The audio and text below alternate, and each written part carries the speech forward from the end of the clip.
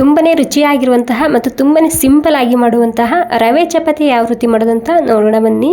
Try ಮಾಡಿ ನೋಡಿ ಒಂದ್ಸಲ, ತುಂಬನೇ ರುಚಿಯಾಗಿರುತ್ತೆ.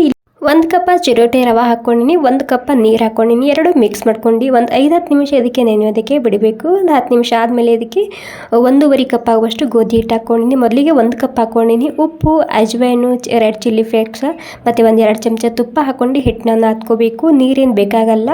ಇನ್ನೂ ಒಂದು ಅರ್ಧ ಕಪ್ ಆಗುವಷ್ಟು ಗೋಧಿ ಹಿಟ್ಟು ಹಾಕ್ಕೊಂಡಿನಿ. ಟೋಟಲ್ 1.5 ಕಪ್ ಆಗುವಷ್ಟು ಗೋಧಿ ಹಿಟ್ಟು ಹಾಕ್ಕೊಂಡಿನಿ. ಹಿಟ್ಟು ಸರಿಯಾಗಿ ನಾದ್ಕೋಬೇಕು. ಮತ್ತು ಇದಕ್ಕೆ ಎಣ್ಣೆ ಹಚ್ಚಿ 1 ನಿಮಿಷ ನಾದ್ಕೊಂಡಿನಿ. ಒಂದು 10 ನಿಮಿಷ ನೆನೆಯೋದಕ್ಕೆ ಬಿಟ್ಟಿದ್ದ. 10 ನಿಮಿಷ ಆದಮೇಲೆ ಇಲ್ಲಿ ನಿಮಗೆ ಚಪಾತಿನ ಮಾಡಿ ತೋರಿಸ್ತಿದ್ದೀನಿ.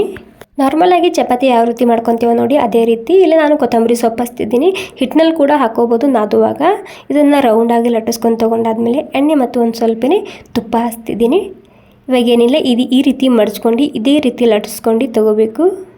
ಸ್ವಲ್ಪ ದಪ್ಪನೇ ಇರಲಿ, ಜಾಸ್ತಿ ತೆಳ್ಳಗೆ ಲಟ್ಟಿಸ್ಕೋಬಾರ್ದು. ಇಲ್ಲಿ ಎಣ್ಣೆನಾದ್ರೂ ಹಚ್ಚಿ ತುಪ್ಪನಾದ್ರೂ ಹಚ್ಚಿ ಟೋಟಲಿ ಕ್ರಿಸ್ಪಿ ಮಾಡ್ಕೊಂಡು ತೊಗೋಬೇಕು ಅಷ್ಟೇ.